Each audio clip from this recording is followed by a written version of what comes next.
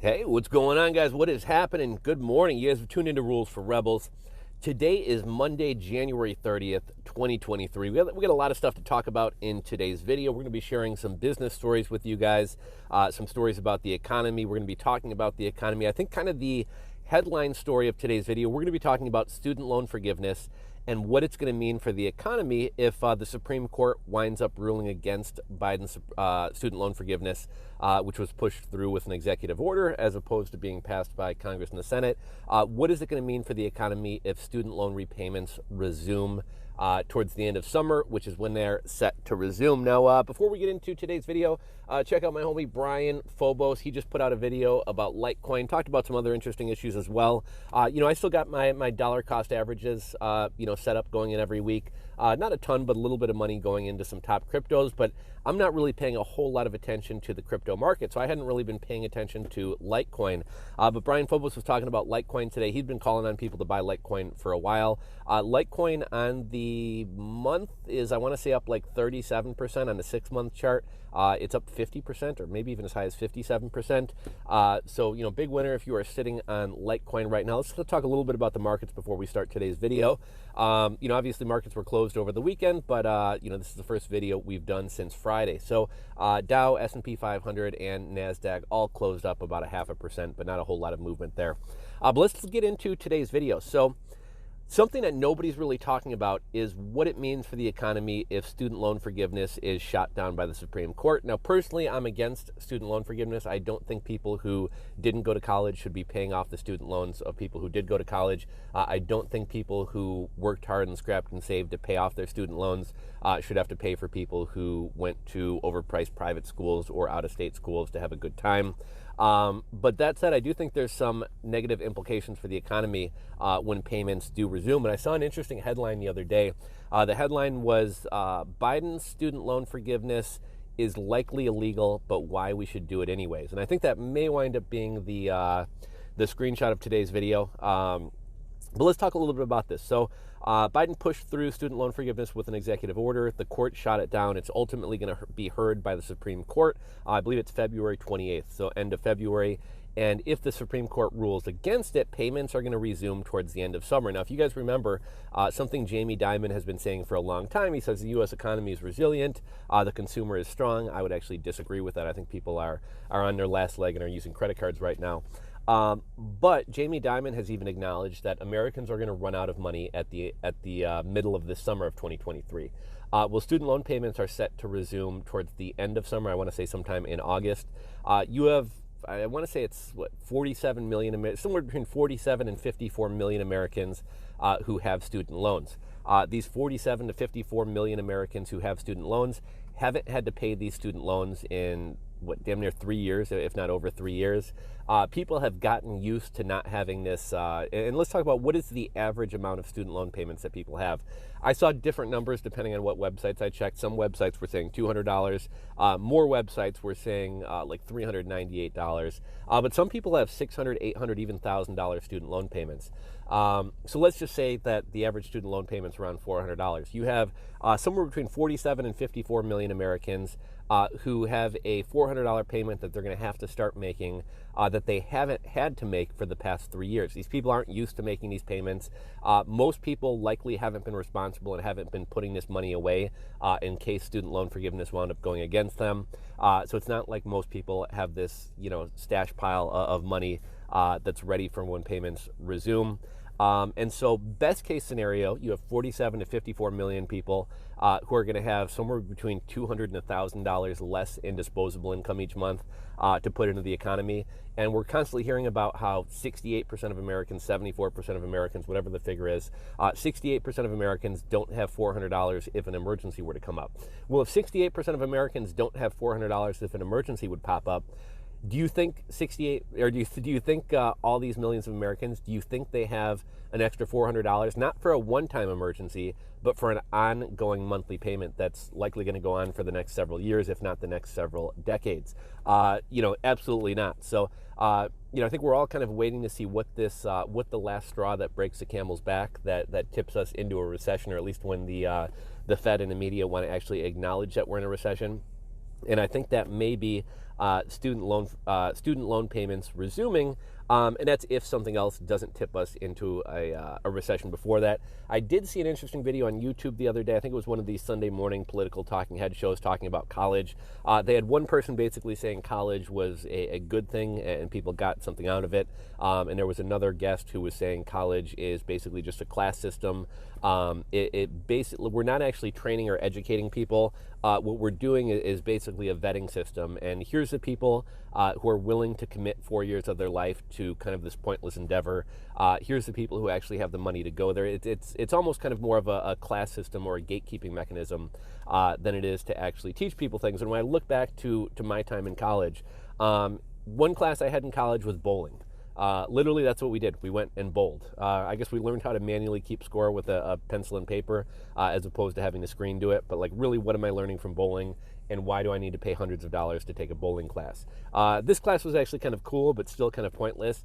We had a pistol and rifle class where my college had a pistol and rifle range in a basement, and we had a pistol and rifle class. Very cool class, but do I really need to pay hundreds of dollars to take that class in college and do it? You know, could college maybe be wrapped up into 2 years or 3 years instead of 4 years if we got rid of bowling and pistol and rifle? I had another class. These are all electives, right? So I didn't necessarily have to take these specific classes, but I did need this many credit hours. Another class I took was the history of rock and roll, where we would all, get high and go listen to the Beatles. Is college really preparing us for the world? Is college really teaching us things? Or is college just kind of a gatekeeping system and a way to take our money? They kind of went on to say that college teaches you to write in length and write in flowery language as opposed to being a good communicator and writing concisely, right? Because a lot of times in college, your paper has to be 6 pages and you have to find a way to turn a 2-page paper into 6 pages. So it's not really teaching good communication skills. Let's kind of get into some other stories, because we already talked about that, but I guess the point I was trying to make there is when student loan payments resume at the end of the summer, if they do, there's going to be a lot less people with a lot less disposable money to put into the economy, and I think you're going to have a lot of people defaulting on car loans, credit card payments, and maybe even losing their homes, because people have gotten used to not having to pay that money. I remember when I came out of college, the first company I worked for offered a 401k, and I remember being like, I'm just barely getting by. I don't really know if I have money to put in my 401k. And I remember my dad told me, said, they're basically giving you free money. They're giving you 100% match up to 6%. He said, you'd be stupid not to take it. And when I said, I don't really have any money, my dad was like, look, pay yourself first, set the money aside. He said, for a couple weeks it'll be tough, and after that it'll just be it'll just become normal. I forget what the amount of money I was setting aside, whether it was $200, $300, $400, whatever it was, but at some point you just get used to not having that $200, $300, $400, and a new amount of money kind of becomes your new budget. Well, in the same way that being frugal, you kind of get used to getting by with less money. These people who haven't had to pay student loans for the past 3 years have gotten used to not having that payment. So I think it's going to be quite a shock to people when that payment resumes. We had a Wall Street Journal article from yesterday. Banks race for more consumer. What am I saying? I'm sorry, my notes are kind of organized here. So banks are basically bolstering rainy day funds and preparing for bad times as delinquencies are rising. My notes were kind of bad there. Here's another story. A Connecticut chicken farm called Hillendale Farms, the largest supplier of chicken eggs, recently caught on fire. 100,000 hens died. This same chicken farm was accused back in 2020 of price gouging. And, this kind of continues a trend that we've been seeing of all these food facilities burning down. Why are all these food facilities burning down all of a sudden? And it's not just like we're paying more attention to it. Like, if you actually look at the charts, it's like parabolic hockey stick of food facilities catching on fire. This isn't something that's always been happening. You'll also notice that a lot of people are trying to convince you not to eat eggs or that eggs are bad. It's really weird. I've been seeing a lot of articles that say that eating eggs causes strokes, eating eggs causes heart attacks.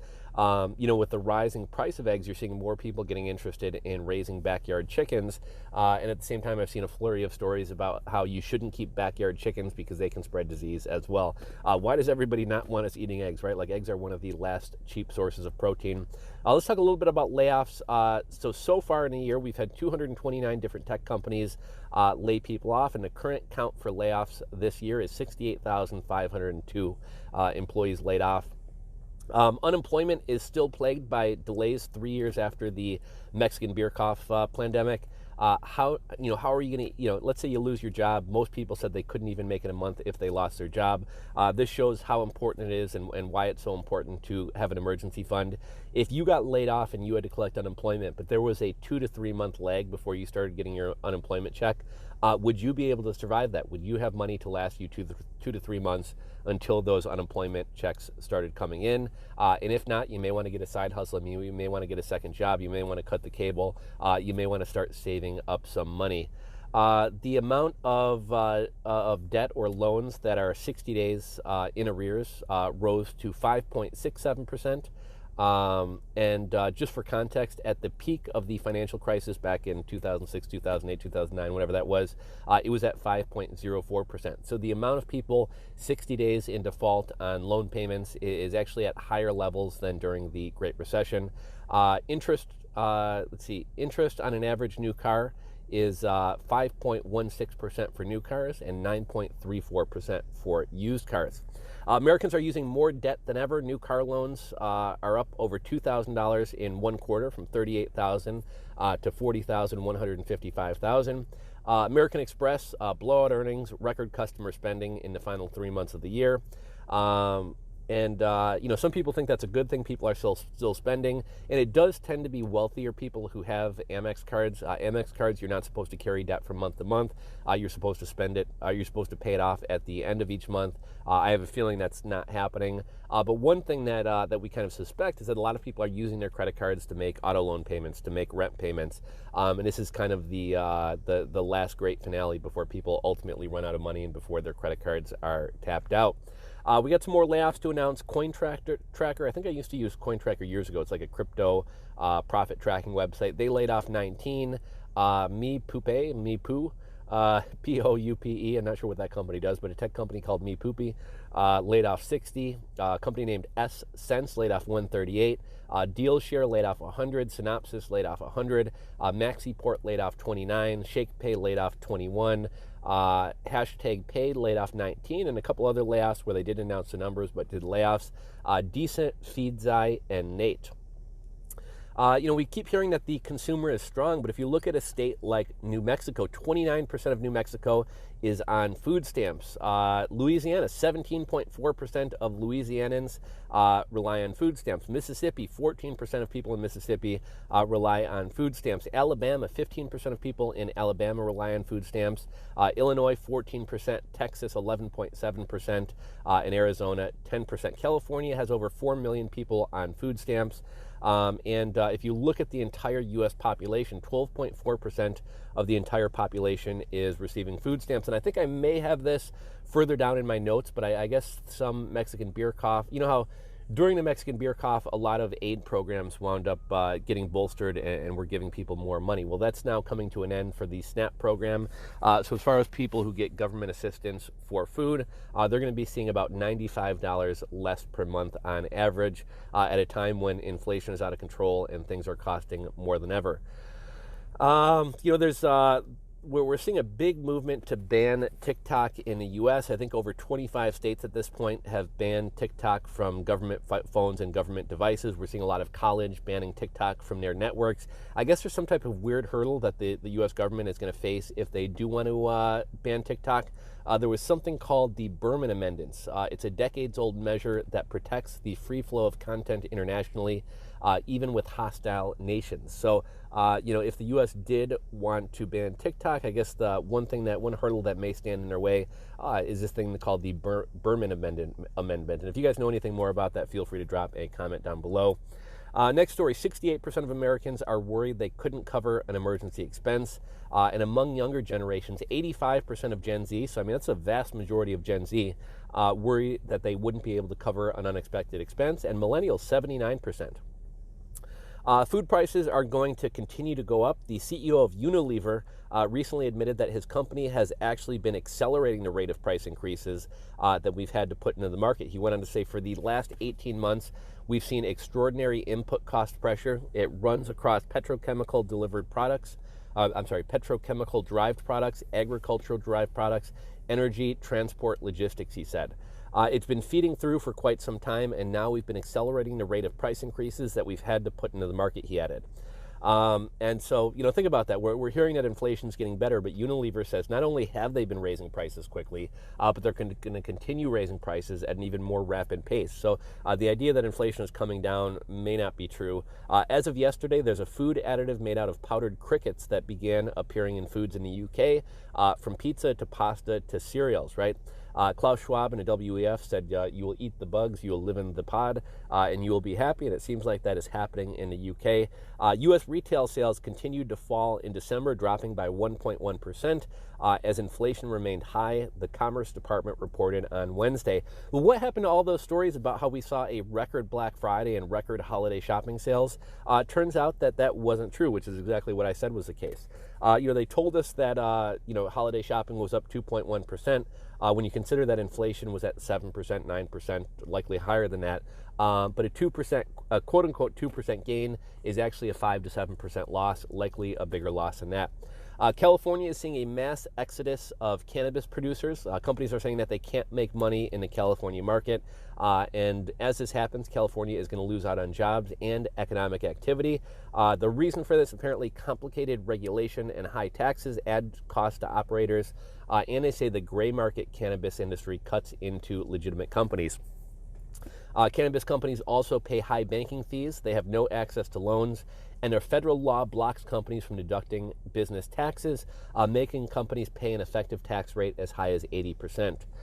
Used car prices 5 years ago, the average used car was 30. I don't know if this is used car. 5 years ago, the average car price was $37,000. Today, just 5 years later, it's $50,000. We've been talking about this story, but we're seeing car defaults are worse than 2009 levels, and charge-off rates have risen from 1.8% to 3.9%. That's almost doubled. People bought overpriced cars. Banks loaned on overpriced cars. And prior to inflation and when people still had stimulus checks, maybe they could afford that. But now with inflation eating away at people's money, they can no longer afford these cars. I kind of alluded to this story earlier. People on SNAP are going to see smaller payments after February of 2023. A beer cough aid bump is ending, and most people will see about $95 less in their SNAP payments. Credit card charge-off rates continue rising. Discover was warning about that last week. Vehicle repossessions are also rising. Bed Bath & Beyond breached their credit terms with, I believe it was JP Morgan. They have $2.1 billion in obligations, and it's looking like they may wind up kind of breaking up, going bankrupt, selling off parts of the company. I think Bye Bye Baby is the most lucrative part of that organization. More Facebook. Okay, so we may be seeing more Facebook layoffs. I think Facebook had laid off, 10,000 previously. It might have been 12,000. Zuckerberg said he recently made comments saying he doesn't like seeing managers managing managers. So that's kind of signaling that we may see more layoffs from Facebook. We may also see more layoffs from Disney. Bob Iger talked about more changes at Disney, and by more changes, he likely means layoffs. We also have more layoffs from the weight loss startup Noom. They're laying off employees. Let's see. I thought this was interesting. Normally Dave Ramsey is kind of shitting on millennials and Gen Zers, saying that we're lazy and we don't want to work and blah, blah, blah. But Dave Ramsey recently had a video over the weekend. It said Google layoffs are a reason for the anti-work movement. We've kind of talked about the Google layoffs. There was kind of the famous TikTok of the girl who was laid off. But basically, you had people who were employed for 10, 15, even 20 years. They weren't informed that they were laid off, and a lot of people didn't know they were laid off until they got to work. And basically, if when you swiped your badge, it let you in the office, it meant you were still employed. If you got to work and tried to swipe your badge and it didn't let you in the office, that meant you were laid off. That one Asian girl who made the TikTok video, she had kind of talked about how her manager had called her in the morning and said, check your email, check the news. And even her own manager didn't know that she was laid off. I realize that companies don't want to have difficult conversations with people. I realize when you're laying off thousands of people, it's probably tough to have face-to-face meetings with every single person. But somebody gave 10, 15, 20 years of their life to your company, and you just shut off their badge, make them drive into work, and make them discover that they're laid off when their badge won't swipe and let them into the office. Like, no wonder people, no wonder quiet quitting is a thing. No wonder people don't want to give any loyalty to a company. When your company can save a couple bucks and get rid of you and does it in that fashion, why would anybody be loyal to a company? It's not just bad business, it's bad, it's not just bad human behavior, it's bad business. Imagine somebody who's been at Google for 20 years. Imagine all the inside knowledge they have about your company, and they could potentially take that to a competitor. The World Health Organization updated their medicine list for nuclear emergencies. Amazon Prime is no longer offering free delivery on purchases, on grocery purchases under $150. I think it used to be on over $25 or $30. We've talked about how the millennial lifestyle subsidy is going away, right? Like millennials, we got used to all these, tech companies who are disrupting industries, offering us services for much cheaper than they should actually cost. A lot of people got used to, having private drivers, having their groceries delivered, having their food delivered, and now, the free money has run out, the VC money has run out. These companies are having to be more efficient, and a lot of these freebies are going away. Peacock lost $978 million in the fourth quarter alone, and $3 billion for the year of 2022. And we're seeing media companies, news organizations, they're all struggling. There's now talk of raising the retirement age to 75. If you were born between 1943 and 1954, the retirement age is 66. It's 67 for anyone born after 1960, and they're looking at changing it to 75 years old. The video of Nancy Pelosi's husband getting hit by the hammer came out. The video came out, it wasn't as bad as I expected. People were kind of acting like Nancy Pelosi's husband, Paul Pelosi, and this guy were like gay lovers. But when you actually watch the video, and when you hear the 911 call, he made a 911 call. He was kind of talking in code, so he clearly didn't want the guy in his house. And then when the police show up, as soon as the police open a door, you see Paul Pelosi and this guy are kind of wrestling for the hammer, and then the guy whacks him in the head with the hammer. But the way this story was initially reported was as if, it seemed like he was an invited guest. It's pretty clear to me that the guy broke in. It's not really what it was initially being sold to us as. And I was kind of surprised over the weekend. This is the last story of the day. I was kind of surprised over the weekend to see that Meet Kevin actually covered the Project V story. There was a Project V story. We got to kind of talk in code on this subject, but there was a Project V story where basically one of the employees admitted that they were making variants in a lab so that they could roll out further solutions to this problem that they themselves created.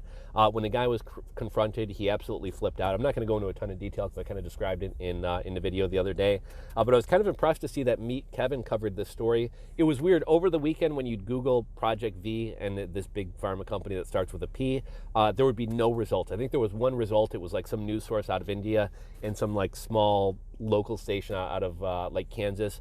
Nobody was reporting on this story, and then all of a sudden I checked today, and when you search it, you still get that weird message from Google where like results for this story are changing quickly. But as of this morning, you have a lot more articles about this story. It's kind of weird that the media was kind of afraid to cover this story. Obviously, a lot of the people on the boards of these media companies are also on the boards of the pharma companies. Obviously, these media organizations who are already struggling get a lot of their ad money and funding from big pharma companies. So there's a lot of conflict of interest. So I guess it shouldn't really be surprising that they're scared to report on those stories. But that's kind of an interesting story. Huge potential implications. And it'll be interesting to see, if that whole story gets memory hold or if it winds up turning into a bigger deal. Anyhow, guys, I got to get running. Hopefully you enjoyed the video. If so, give it a thumbs up. As always, I'd love to hear your thoughts, comments, and opinions about this story and everything we've discussed in today's video. So drop a comment down below. And if you're not subscribed to the channel, hit that subscribe button down below and ring the bell. As always, guys, thanks for watching, and I'll catch you on the next video.